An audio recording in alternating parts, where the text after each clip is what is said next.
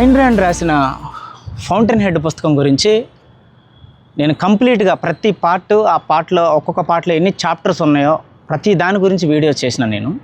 అయితే ఆ వీడియో చేసేటప్పుడు స్టోరీ మధ్యలో ఎక్కడెక్కడ ఐన్ ర్యాండ్ గారు ఫిలాసఫీ చెప్పాలనుకున్నారు, ఈ విషయాల మీద నేను కొంచెం ఎక్కువ ఫోకస్ చేయడం వల్ల అప్పటికే వీడియోస్ ఒక గంటన్నర వెళ్ళటం వల్ల కొన్ని డీటెయిల్స్, వెరీ మినిమల్ థింగ్స్ కొన్ని నేను డెఫినెట్గా ఇది అయిపోయిన తర్వాత ఫర్దర్గా మళ్ళీ ఇండివిజువల్గా చేస్తాము ఒక్కొక్క క్యారెక్టర్ గురించి డిజైనింగ్, అప్పుడు చెప్దామని నాకు విజన్ ఉంది అప్పుడు. సో ఎప్పుడైతే ఒక క్యారెక్టర్కి దాని యొక్క ఒక బ్యాక్ డ్రాపు, ఆ క్యారెక్టర్ వెనకాల ఆ క్యారెక్టర్ని డిజైన్ చేయడానికి కొన్ని సైకలాజికల్ ఎలిమెంట్స్ ఉంటాయి. అందులో ఎస్పెషల్ ఐన్ ర్యాండ్ గారు చాలా డీటెయిల్డ్గా వెరీ మినిమల్ చిన్న విషయాల్లో అక్కడ ఆ క్యారెక్టర్ని అర్థం చేసుకోవడానికి కావాల్సిన క్లియర్ థింగ్స్ అక్కడ పెడతారు. బట్ ఈ విషయాలన్నీ అప్పుడు నాకు చెప్పడానికి టైం సహకరించాల. సో ఇప్పుడు ఈరోజు నేను ఎలిజబెత్ M2E రోర్కికి మధ్య డిఫరెన్స్ చెప్తా. ఈరోజు చాలామందికి అసలు ఎలిజబెత్ M2Eకి రోర్కికి డిఫరెన్స్ ఏంటనేది సాధ్యమైనంత స్థాయిలో అర్థమైనట్టే అనిపిస్తుంది, కానీ వాళ్ళకి అర్థం కాదు.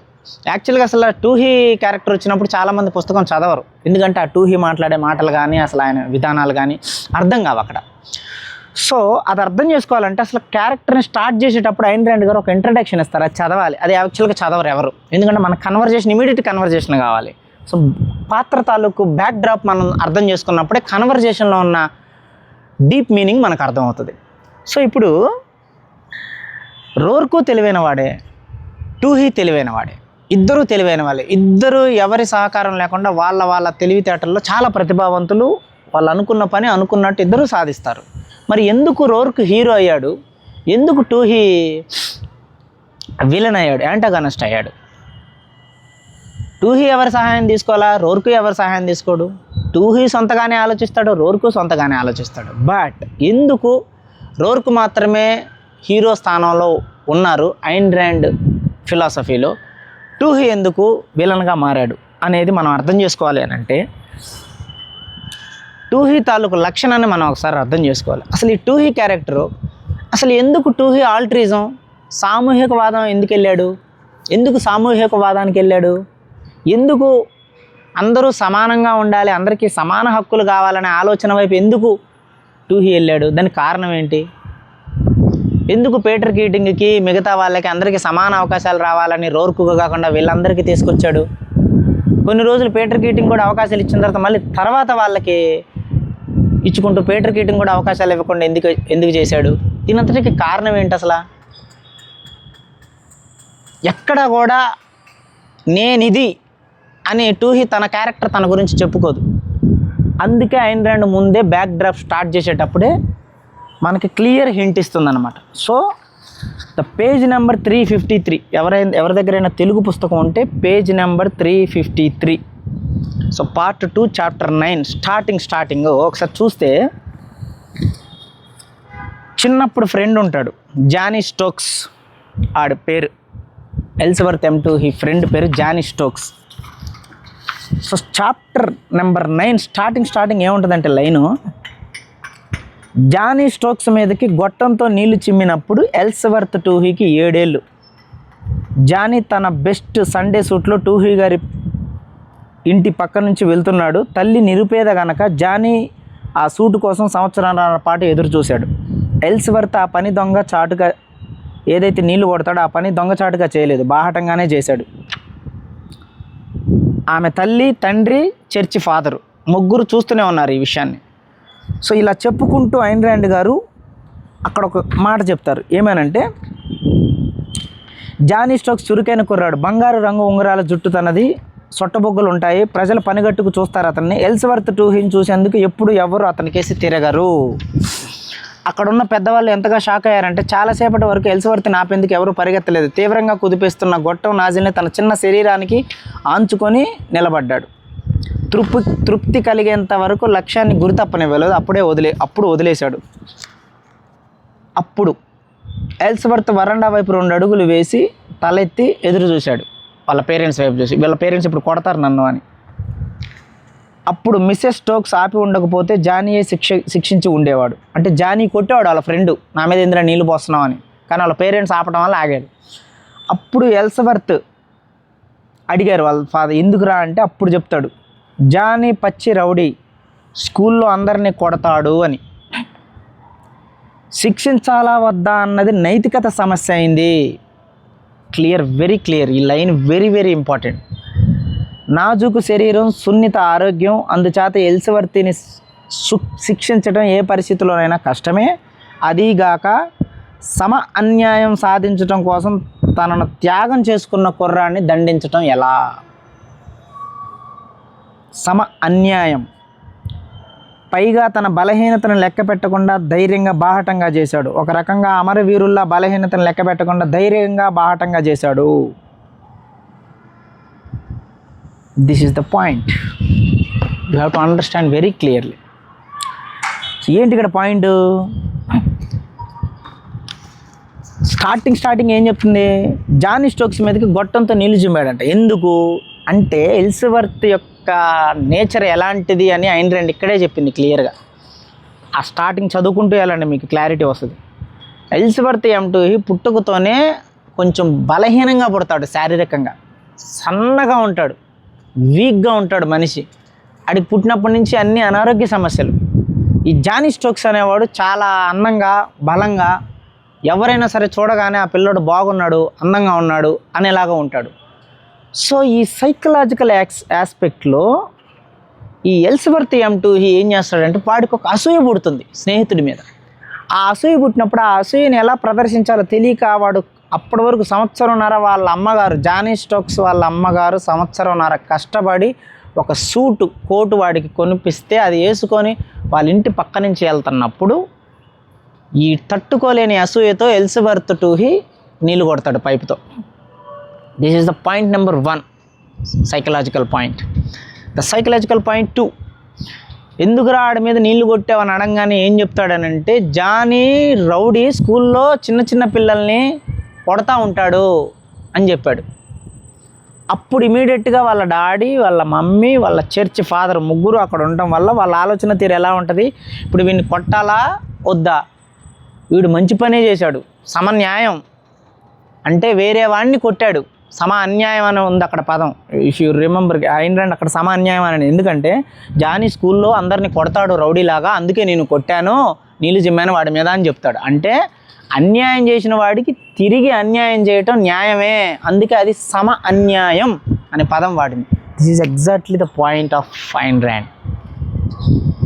ఎప్పుడైతే ఎల్సవర్త్ అతన్ని జలస్ని ఉపయోగించుకోవటానికి స్కూల్లో పిల్లల్ని కొడతాడు జానీ, అందుకే నేను వీడి మీద నీళ్ళు జిమ్మాను అని చెప్పినప్పుడు వాళ్ళ తల్లిదండ్రులు, ఆ చర్చి ఫాదర్ సైలెంట్గా ఉండటం వల్ల ఆ ఎల్సవర్త్ 7 ఏళ్ళు వయసున్న ఎల్సవర్త్ మైండ్లో పడుతుంది, ఎస్ అంటే నాలో ఉన్న కుళ్ళుని, నాలో ఉన్న భయంకరమైన నీచమైన లక్షణాలని, నాలో ఉన్న అతి నీచమైన స్వార్థాన్ని, నాలో ఉన్న కుళ్ళుని, అసూయని నేను రిప్రజెంట్ చేసుకోవటానికి సామూహికవాదం, ప్రజల కోసం పరహితవాదం, ప్రజల కోసం త్యాగం, ప్రజల కోసం న్యాయం, సమన్యాయం చేస్తున్నాననే పేరుతో నేను చెయ్యొచ్చు అన్నమాట అని ఫస్ట్ టైం వాడి మైండ్లో బీజం పడుతుంది. That is the character of Ellsworth this is where exactly Ayn Rand యొక్క లిటరసీ స్టైల్, ఐన్ ర్యాండ్ యొక్క పెన్ను పవర్ అర్థమవుతుంది మనకి. చాలామంది ఏం చేస్తారంటే ఇవి చదవరు, ఇవి చదవకుండా డైరెక్ట్గా డబల్ కోట్స్ కన్వర్జేషన్ దగ్గరికి వెళ్తారు. క్యారెక్టర్కి ఆర్క్ అనేది ఒకటి ఉంటుంది. చాలా మీరు వెళ్తూ ఉంటుంటే ఆ చాప్టర్లో జానీ స్టోక్స్ నిప్పు లాంటివాడు, ఎల్సవర్త్ స్పాంజ్ లాంటివాడు. జానీ స్టోక్స్ ఎంత తెలివైన వాడనంటే అతనికి కొన్ని విషయాలు చదువులో ఈజీగా అర్థమైపోతాయి, ఎల్సవర్త్ కూడా అర్థమవుతాయి. కానీ అతనిదైన శ్రమ, ఒక ప్రయత్నం పెడితే కానీ అతనికి అర్థం కావు. దీనివల్ల ఏమవుతుందంటే జానీ స్టోక్స్ మీద ఒక తెలియని అసూయ ఉంటుంది. జానీ స్టోక్స్ ఎప్పుడు ఎవరిని పట్టించుకునేవాడు కదా, తనదైన దారిలో తాను అలా వెళ్ళిపోయేవాడు, చదువుకునేవాడు, ఆటలాడేవాడు, బలంగా ఉండేవాడు, దృఢంగా ఉండేవాడు. కానీ ఎల్సవర్త్ మాత్రం తెలివైన వాడే, అతనికి సాహిత్యము, కొన్ని కళలు, సైకాలజీ వీటి మీద బాగానే చదువుకుంటూ ఆ టాలెంట్తో బాగానే వచ్చాడు. కానీ పైకి అతనికి ఎప్పుడు ఫోకస్ పక్క వాళ్ళ మీద ఉండేది. తనకన్నా బలమైన వాళ్ళని చూసి అసూయ, తనకన్నా అందంగా ఉన్న వాళ్ళని చూసి అసూయ. ఎందుకంటే తన పుట్టుకతోనే బలహీనంగా అనారోగ్యంతో పుట్టాడు కాబట్టి సో తనకి తెలియని ఎక్కడో ఒక ఇన్సెక్యూరిటీ, అన్కంఫర్ట్ వచ్చింది. అంటే చిన్నపిల్లప్పటి వయసు నుంచే వాడికి ఫస్ట్ బీజం పడింది వాళ్ళ పేరెంట్స్ దగ్గర. అబద్ధం చెప్పాడు వాడు. ఎందుకురా వాడి మీద నీళ్ళు కొట్టేవారంటే వాడి మీద నాకు కుళ్ళు అని చెప్పకుండా అబద్ధం చెప్పాడు. కాలేజీలో వాడు అందరిని కొడతా ఉంటాడు రౌడీ, అందుకే నేను కొట్టాను అని. అప్పుడు ఆ చర్చి ఫాదర్ ఓకే, ప్రజలకి న్యాయం జరిగింది కాబట్టి నువ్వు ఆ న్యాయం చేయడం కోసం నువ్వు వాడి మీద నీళ్లు కొట్టావు అంటే అన్యాయానికి నువ్వు చేసిన అన్యాయం సమన్యాయం చేశావు, యు ఆర్ రైట్. ఇంత నువ్వు బలహీనంగా ఉన్నా సరే ధైర్యంగా వాడిని ఎదుర్కొన్నావు కాబట్టి నీ ధైర్య సాహసాలు, నీ త్యాగానికి మేము మెచ్చుకుంటున్నామని ఆ చర్చి ఫాదర్ ఆమెన్ హల్లెలూయా అన్నాడు. కాబట్టి ఆ మైండ్లో ఇంకా అడిగి అది పడిపోయింది ఎల్స్వర్త్ M2. ఎస్, ఇక్కడ నుంచి ప్లే కొడతాం ఇంకా మనం అని. అంటే నాలో ఉన్న ప్రతి ఇన్సెక్యూర్ ఫీలింగ్ని ప్రజల కోసం చేస్తున్నానని వాడుకుంటా అని అక్కడ పడింది ఆడికి ఫస్ట్ బీజం. సెకండ్, అలా చదువుకుంటూ వెళ్తుంటే మీరు 9th చాప్టరు, ఎల్స్వర్త్ M2 స్పాంజ్ లాంటి వాడు, జానీ స్టోక్స్ నిప్పు లాంటి వాడు అని రాస్తుంది ఐన్ ర్యాండ్.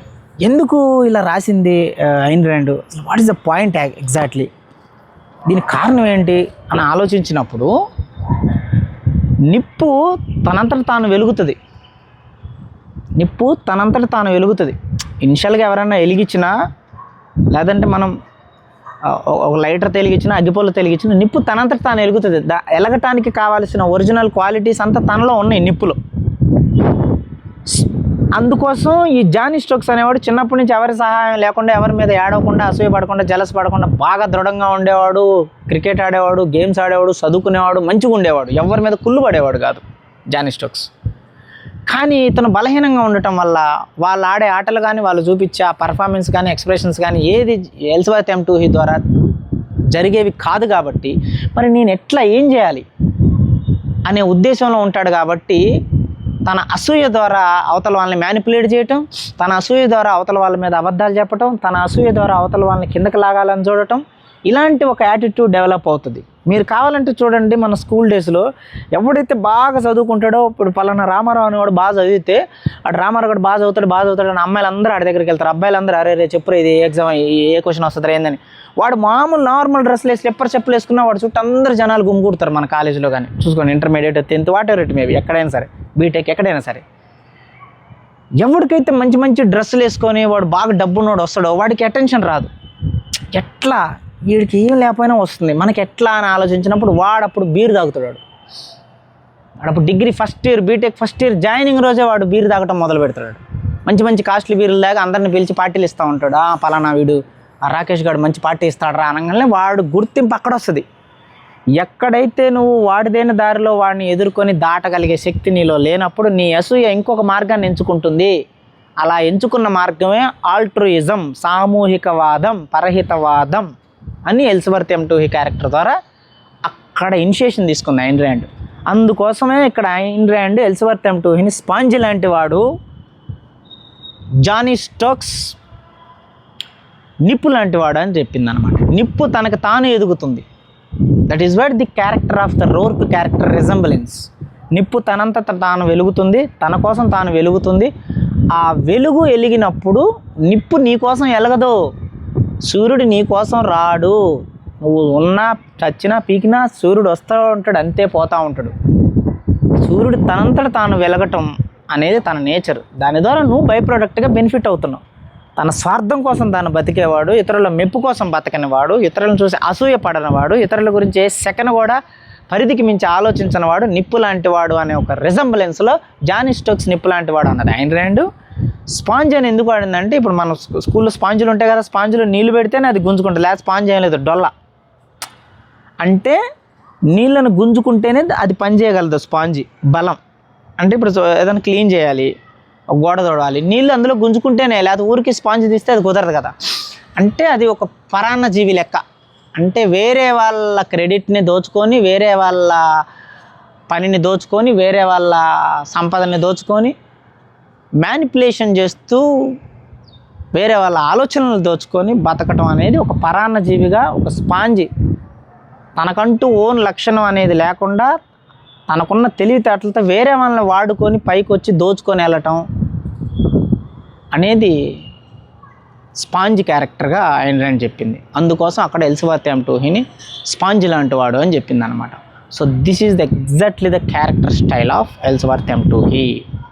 అందుకే పీటర్ కీటింగ్ దగ్గర ఒక పర్టికులర్ చాప్టర్లో, ఐ థింక్ పార్ట్ 3లో, ఎప్పుడైతే ఇంకా నాకు అవకాశాలు ఎందుకు మీరు ఇవ్వట్లేదు అన్నప్పుడు చెప్తాడు, లైఫ్ అంత కాంప్లికేటెడ్ ఏం కాదు పీటర్, నీకు ఒక ఐడియా ఇస్తా చెయ్యి అంటాడు. ఏంటి అని అంటే, ఏ వ్యక్తి అయినా నీ కంట్రోల్లోకి రావాలంటే వాడికి ఒక ఆత్మ ఉంటుంది, దానికి ఒక సన్న నెర్ర కొట్టు దానికి అంటాడు అనమాట. అంటే ఇప్పుడు గోడకు చిన్న నెర్ర కొడితే అందులో నీళ్ళు ఎట్లా పోతాయో, వాడి ఆత్మకు ఒక చీలిక చేయి, అంటే వాడి ఆత్మని కొంచెం నెర్ర కొట్టేటట్టు చేయి వాడి ఆత్మని 2 ముక్కల్లాగా, అప్పుడు ఖచ్చితంగా వాడు నీ దగ్గరకు వచ్చి పడిపోతాడు అంటాడు. ఎందుకు అని అంటే, ఆ ఆత్మకి ఎలా చీలిక పెట్టాలి అని అంటే వాళ్ళు గిల్ట్ క్రియేట్ చేయాలి. గిల్ట్ అనేది ఒక అపరాధ భావం. It's a very powerful weapon tool. Human సిస్టంలో, హ్యూమన్ మానవ జాతిలో మనిషి మీద ఆయుధం, కత్తి కన్నా భయంకరమైన ఆయుధం ఏదైనా ఉంది అని అంటే అవమానానికి రూట్ కాదు గిల్ట్. అంటే నువ్వు ఇలా స్వార్థంగా బతకూడదు, ప్రజల కోసం బతకాలి, ప్రజలకి మంచి చేయాలి, నీకోసం నువ్వు బతికి ఇలా ఒక నిరంకుశుడిలాగా బలిగితే సాటి మనిషికి జాలి, దయ, కరుణ ఎట్లా వస్తాయి? మానవత్వం లేకపోతే ఎట్లా? నువ్వు ఇలా బతకడం తప్పు అంటే చిన్నప్పుడే పిల్లలకి చెప్తే అప్పటి వరకు వాడి ఆత్మ ఓన్గా ఎదిగే ప్రాసెస్లో వాడికి నెర్ర కొడతారనమాట. అంటే అది ఒక చీలిక పడుతుంది వాడి ఆత్మలో. ఆ చీలికే నథింగ్ బట్ గిల్ట్. అప్పటి నుంచి వాడు ఓకే, మనం వేరే వాళ్ళ కోసమే బతకాలి, జాలి, దయ, కరుణతో ఉండాలి, మనం ఎప్పుడు మన కోసం మనం ఓన్గా ఆలోచిస్తే కుదరదు. ఈవెందో మన ఇద్దరం ఒక 4-5 సొంత అన్నదమ్ములు ఉన్నా నా కోసం నేను బతకూడదు, వాళ్ళ కష్టం వస్తే నా డబ్బులు కూడా కష్టపడి తీసినవి కూడా వాళ్ళకి ఇవ్వాలి, ఈవెందో వాళ్ళు ఏం ప్రయత్నం చేయకుండా ఉన్నా సరే అని వాడిలో ఒక ఓన్ ఆలోచననే, ఓన్ ఐడెంటిటీని లేకుండా, అది ఎదగకుండా అక్కడ స్టాప్ చేస్తారు స్టార్టింగ్లోనే. అది ఐన్ ర్యాండ్ చెప్పిన గిల్ట్. ఆ డైలాగు ఎలిజబెత్ ఎం టూహీలో క్యారెక్టర్లో నుంచి అందుకే వస్తుంది అనమాట. ఎవడైనా నీ కంట్రోల్లోకి రావాలి అని అంటే వాడు సొంతంగా ఆలోచించకుండా వాడిని మ్యానిపులేట్ చేసి మోసం చేయి. అది ప్రేమ, జాలి, దయ, కరుణ, ఏ పేరుతో అయినా సరే, అవసరమైతే దానికి దేన్నైనా తాకట్టు పెట్టు. ఎప్పుడైతే అతన్ని మొత్తం నీ దగ్గరికి సరెండర్ అయ్యి నువ్వే దిక్కు అంటాడో ఇంక నువ్వు ఏం చేయాల్సిన అవసరం లేదు, ఆడు నీ దగ్గర పడిపోయి ఉంటాడు. అది అబ్బాయి విషయంలోనైనా, అమ్మాయి విషయంలోనైనా, లేకపోతే స్నేహితుల విషయంలోనైనా, ఎవరైనా సరే మానవ సంబంధాల్లో. So this is what exactly Elizabeth M Toohey తన క్యారెక్టర్ మొత్తం చేసుకుంటూ వెళ్తాడు. అంటే రోర్కు నిప్పులాగా తనకు తాను ఎదుగుతూ వేరే వాళ్ళతో సంబంధం లేకుండా తన కోసం తాను బతుకుతాడు. ఆ నిప్పు తన కోసం తాను వెలుగుతున్నప్పుడు ఆ వెలుగు నీడ, ఆ వెలుగు యొక్క కాంతి ప్రజలకు ఆటోమేటిక్గా వచ్చినట్టుగా నా కోసం నేను బతికినప్పుడు నా బై ప్రోడక్ట్ ద్వారా వచ్చిన రిజల్ట్ సొసైటీకి సైడ్ ఎఫెక్ట్గా ఆటోమేటిక్గా వస్తుంది. కానీ ఎలిజబెత్ ఎం టూహీ తాను ఏమీ చేయకుండా బయట వాళ్ళ చేత పనులు చేపించి వాళ్ళ శ్రమని, వాళ్ళ శక్తిని దోపిడీ చేసి అలా మ్యానిపులేషన్ ద్వారా బతుకుతాడనమాట. That is what the sponge character అక్కడ క్లియర్ చేసింది. ఓకే, నవ్ ఇప్పుడు let's come to the final point. ఇప్పుడు అర్థమైందన్నమాట. ఇండివిడ్యువాలిటీ అని అంటే నీ సొంత ఆలోచనలతో బతకటం మాత్రమే కాదు, నీ సొంత ఆలోచనల యొక్క పర్పస్ మూలం ఎక్కడుందనే దాన్ని బట్టి ఇండివిడ్యువాలిటీ అనేది డిఫైన్ చేయబడింది ఐన్ ర్యాండ్ ఫిలాసఫీలో. రోర్కు సొంతంగా ఆలోచించగలడు, ఎలిజబెత్ ఎం టూహీ సొంతంగా ఆలోచించగలడు. పీటర్ కీటింగ్లా కాదు కదా, ఎలిజబెత్ ఎం టూహీ సొంత ఆలోచనలే, రోర్క్వి సొంత ఆలోచనలే. కానీ రోర్క్ యొక్క సొంత ఆలోచనలు కేవలం తన పని, తన జీవితం, తన మీదనే, తన ఇండివిజువల్ గ్రోత్ మీదనే ఉంటాయి. బట్ ఎలిజబెత్ ఎం టూహీ యొక్క సొంత ఆలోచనలు అవతల వాళ్ళ ఆలోచనల్ని నా ఆలోచన పరిధిలోకి ఎలా తెచ్చుకోవాలి, అవతల వాళ్ళ జీవితాలని నా కంట్రోల్లోకి ఎలా తెచ్చుకోవాలి, అవతల వాళ్ళని ఎలా మ్యానిపులేట్ చేయాలి, that is what the exact point. ఇప్పుడు ఈ పేపర్ ఉంది, ఇప్పుడు ఈ పేపర్ని ఐన్ ర్యాండ్ చెప్పిన భాషలో ఒక చెట్టుని నరికి దాన్ని ఎంతో ప్రాసెస్ చేసి ఆ అందమైన చెట్టులోంచి ఇంత అందమైన పేజీని తీసుకొచ్చి ఈ పేజీ మీద ఇంత విలువైన అక్షరాలను ఐన్ ర్యాండ్ తీసుకొచ్చింది. అంటే ఈ పేపర్, ఆ చెట్టు దీనికి ఉపయోగపడింది. ఇప్పుడు అదే ఆ చెట్టు ముక్కలుగా నరికి వేరే వాడిని పొడవటానికో, వేరే వాడిని చంపటానికో, లేకపోతే దాన్ని తీసుకొచ్చి ఏదో ఒక పూట అన్నం తింటానుకో వాడేమనుకో, ఏ అన్యం పుణ్యం లేని ఆవులను వాటిని పొడిచి చంపడానికి వాడామనుకో, అప్పుడు ఏంటి పరిస్థితి? అదే చెట్టు ఒక జ్ఞానాన్ని ఇచ్చే పేజీగా మారింది. అదే చెట్టు వేరే వాళ్ళని చంపడానికి ఆయుధంగా మారింది. దేనికి పనికి రాకుండా తుప్పు పట్టిపోయి అలా ఒంటరిగా కూడా మిగిలిపోయింది. సో అది నీ ఆలోచనల యొక్క మూలం అనేది ఎదుటివాడి నాశనానికి, ఎదుటివాడిని మ్యానిపులేట్ చేయడానికి ఉపయోగపడకుండా నీ గ్రోత్ కోసం, నీ ఇండివిజువాలిటీ కోసం ఉపయోగపడ్డప్పుడు మాత్రమే అది ఇండివిజువాలిటీ. అది ఒరిజినల్ ఇండివిజువాలిటీ. సొంత ఆలోచనలు కలిగి ఉండటం మాత్రమే కాదు ఇండివిజువాలిటీ అంటే. నీ సొంత ఆలోచనలను వేరేవాడి ఆలోచనలు నీ అధికారంలోకి, నీ ఆధీనంలోకి తెచ్చుకోవటం కోసం ఉపయోగించకపోవటం. నీ ఆలోచన నీ శక్తి కోసం, నీ పని కోసం ఉపయోగపడాలి. అవతల వాడికి భయపడటకు ఉపయోగపడాలి. నీ ఆలోచన అవతల వాడి ఆలోచనను మ్యానిపులేట్ చేసి వాడిని నీ కాళ్ళ దగ్గర తెచ్చుకోవడానికి ఉపయోగపడ్డప్పుడు అది ఆత్మను అమ్ముకోవటమే అవుతుంది. So this is what the point.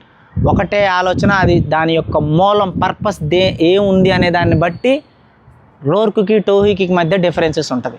That is what the sponge and fire. ఇప్పుడు మీరు RRR సినిమా చూస్తే Ram Charan character fire, junior NTR character water. ఎందుకు పెట్టారు అది?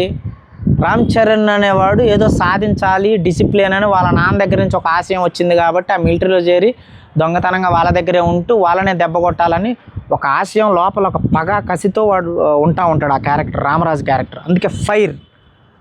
ఎన్టీఆర్ అడవిలో పెరుగుతాడు కాబట్టి ఆ స్వచ్ఛతనం, ఆ అమాయకత్వం, ఆ తెలియనితనం. అందుకే డైలాగ్ ఉంటుంది, అడవి మనిషిని తల్లి నేను, అందుకే నా అర్థం కాలేకపోయాను. వాటర్ స్వచ్ఛతకి సింబాలిక్ కాబట్టి వాటర్ని ఎన్టీఆర్ క్యారెక్టర్తో పోల్చారు. ఎప్పుడు ఐన్ ర్యాండ్ ఎప్పుడు చెప్పింది? ఎల్స్వర్త్ M2 హీ స్పాంజీ, జానీ స్టోక్స్ ఫైర్ అని ఎప్పుడూ చెప్పింది Ayn Rand. Ayn Rand design, Ayn Rand style ఇప్పటికీ వాడుతున్నారు. అంత అసలు ఇప్పుడు కొన్ని వేల కోట్ల కలెక్షన్స్ వస్తున్న సినిమాల్లో కాన్సెప్ట్లు ఐన్ ర్యాండ్ ఒక పెన్ను పేపర్ మీద అంత పవర్ఫుల్గా రాయగలిగింది. That is the power of Ayn Rand mind. So ఇది రోర్కుకి టూహీకి మధ్య డిఫరెన్సెస్లో, టూహీ తన చిన్న వయసు నుంచి బలహీనంగా శారీరకంగా పుట్టడం వల్ల బలంగా ఉన్న వాళ్ళని చూసినా, శారీరకంగా ఆరోగ్యంగా ఉన్న వాళ్ళని చూసినా కాంపీట్ చేయలేడు, వాళ్ళతో పోటీ పడలేడు. ఇంకా అతనికి మిగిలింది మైండ్ ఒక్కటే, రైట్. ఇక వీళ్ళతో నేను శారీరకంగా ఎలాగో పోటీ పడలేను, వీళ్ళంత అందంగా పుట్టలేను, మరి ఎట్లా వీళ్ళని నా కంట్రోల్లోకి తెచ్చుకోవాలంటే వాళ్ళ యొక్క ఆత్మలో ఒక చిన్న చీలిక తెచ్చి వాళ్ళలో గిల్ట్ క్రియేట్ చేస్తే వాళ్ళు నా కాళ్ళ దగ్గర పడుంటారు. This is what my rule అని అప్పటి నుంచి ప్రజల ఆలోచనలను దోచుకొని వాళ్ళని మ్యానిపులేట్ చేస్తూ తనలో ఉన్న అసూయని, తనలో ఉన్న ఇన్సెక్యూరిటీని అందరూ తన దగ్గరకు వచ్చి తన కంట్రోల్లో ఉండాలనే ఆధిపత్య ధోరణిని టూహీ ఆల్ట్రూయిజం పేరుతో చేసుకుంటూ వచ్చాడు. This is what exactly you have to understand Ayn Rand philosophy. సమాజంలో ఎవడైనా సరే సామూహికవాదం పేరుతో, త్యాగం పేరుతో ఏదన్నా చేస్తున్నాడంటే వాడిలో ఉన్న ఇన్సెక్యూరిటీ, అసూయని చెప్పుకోవటం కోసం, సాటిస్ఫై చేసుకోవడం కోసం దాన్ని సాధనాలుగా వాడుకుంటాడు.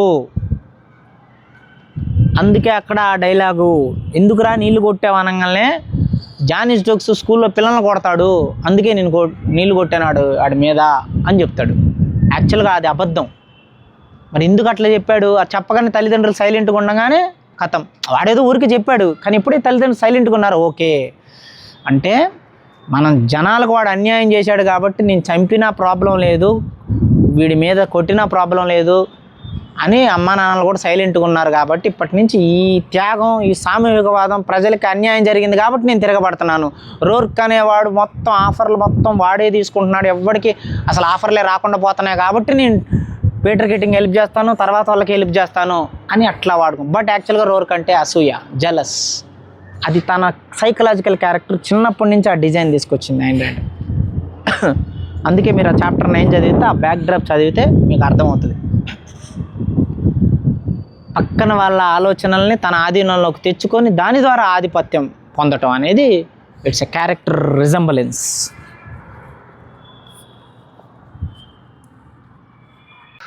This is what actually.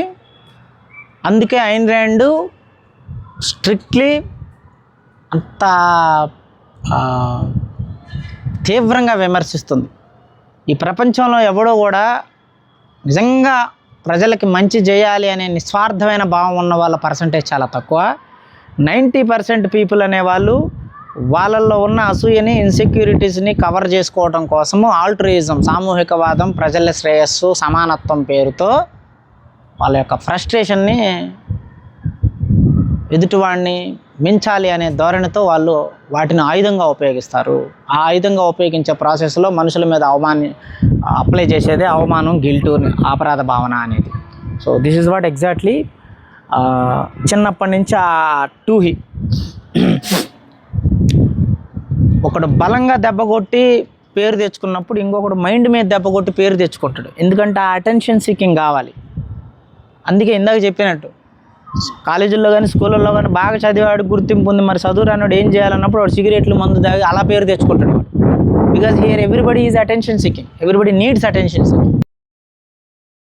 దానికి ఏదో ప్రజలకి న్యాయం చేస్తున్నాను, త్యాగం చేస్తున్నాను అనే పేరుతో తీసుకొచ్చి అట్లా ఇండివిజువల్స్ యొక్క కృషిని వాళ్ళని దెబ్బ కొడుతున్నారు, దెబ్బ తీస్తున్నారు అనేది ఐన్ ర్యాండ్ ఎలిజబెత్ ఎం టూహీ క్యారెక్టర్లో మనకి చెప్పింది వాస్తవానికి. అది నేను చెప్పాలనుకున్నది ఈరోజు. సో ఇప్పుడు మీకు ఇక్కడ ఒక డౌట్ రావాలి. ఏంటా డౌట్ అంటే, టూహీ కూడా అసాధారణమైన తెలివితేటలు ఉన్నవాడే రోర్కులాగే. మరి అలాంటప్పుడు రోర్కు ఎలా అయితే ఒక పని ద్వారా తన యొక్క తెలివిని ఉపయోగించుకుంటూ ఎదిగాడో, ఎలిజబెత్ ఎం టూహీ కూడా అదే తెలివితేటలు, అంత అసాధారణమైన తెలివితేటలు ఉన్నప్పుడు అతను కూడా అదే వేలో ఒక పనిని చేసుకొని ఎదగొచ్చు కదా. ఎందుకు అతను ప్రజల్ని మ్యానిపులేట్ చేయడానికి అటువైపు వెళ్ళాడు? నీకు నాకు ఒకే రకమైన పవర్ఫుల్ తెలివితేటలు ఉన్నప్పుడు, నేను ఒక పనిని ఎంచుకున్నప్పుడు నీది ఏదో ఒక పని ఉంటుంది కదా, అటు వెళ్ళొచ్చు కదా. మరి ఎందుకు ప్రజల్ని మోసం చేసి, మాయ చేసి, మ్యానిపులేట్ చేసి, అబద్ధాలు చెప్పి అందరినీ అతని కంట్రోల్లోకి తెచ్చుకోవాలనే యాటిట్యూడ్ ఎందుకు డెవలప్ అయింది అంటే, ఇక్కడే మీరు అర్థం చేసుకోవాల్సింది, తెలివితేటల్లో రకాలు ఉంటాయి. తెలివి అనేది ఇట్స్ ఇంటర్ఫేస్, ఒక అంబరిల్లా లాంటిది. దాని కింద మళ్ళీ చాలా బ్రాంచెస్ ఉంటాయి.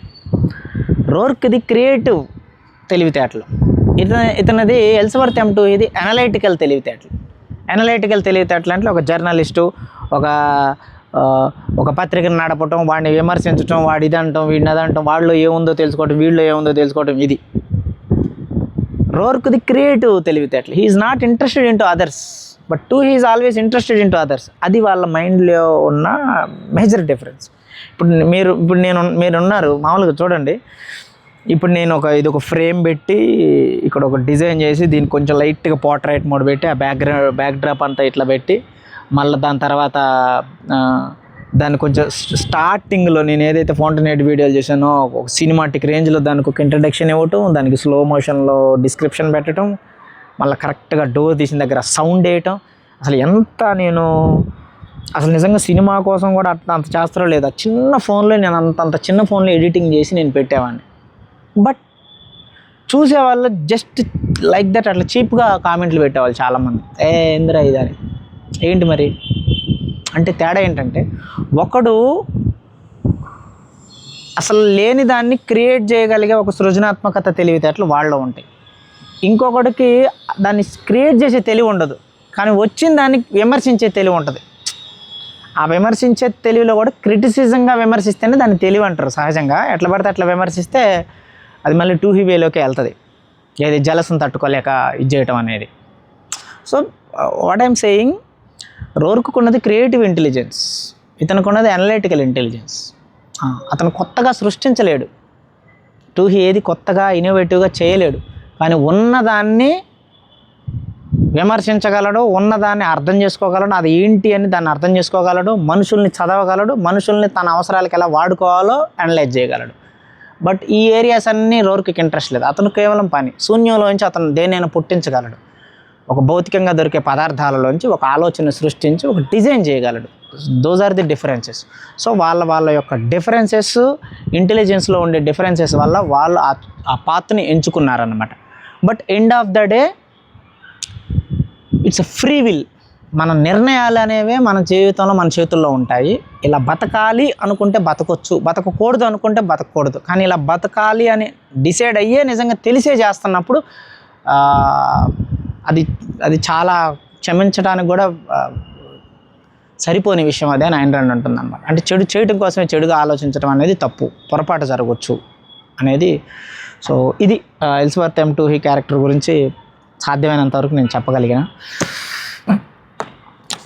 మళ్ళీ కలుద్దాం. నేను రాకింగ్ రవి. జై హింద్, జై భారత్.